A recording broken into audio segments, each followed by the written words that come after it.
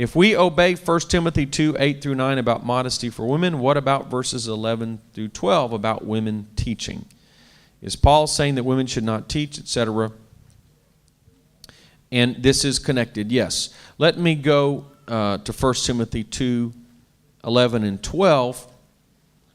It says, "Let the women learn in silence with all subjection, but I suffer not a woman to teach, nor to usurp authority over the man, but to be in silence."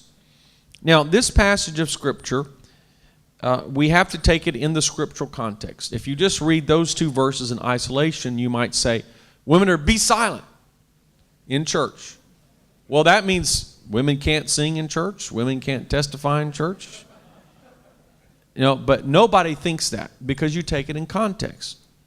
Well, if you take the larger context, the Apostle Paul in Romans 16, when he was writing greetings to the various saints at Rome, he talked about women who were in leadership, women who were in ministry, women who were servants of the church. When you read the prophecy of Joel, which Peter quoted in Acts chapter 2, your sons and daughters shall prophesy.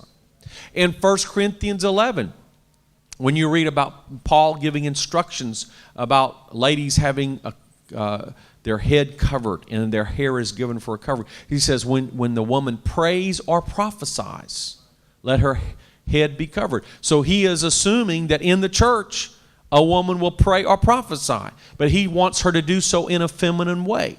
So when you read the rest of the Scripture, he's not saying that women have no ability or right to speak or prophesy, but in a certain context. And so what he's really saying is, I do not allow a woman to teach or usurp authority over the man.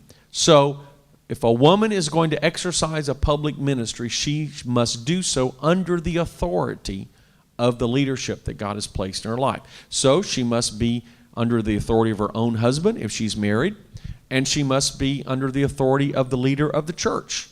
And if under that role she can teach and she can speak or she can prophesy or she can pray under the proper authority. And I believe that's what he's saying. Don't try to take authority away from the leaders of the church, but learn in silence. The silence is not absolute silence, but learn. In other words, you can't learn if you're just talking. You have to listen in order to learn. So that's what he's saying. First learn, and then exercise your ministry under the proper authority. And I do believe it's important for us to follow this passage of Scripture, but you cannot take this passage in isolation. He's saying women do have a ministry, but it must be exercised under authority of men, and it must be exercised in a feminine way, not in a masculine way. So if a woman is going to teach, she's not going to just be like a man teacher, she's going to be a woman teacher. And that's very important to understand.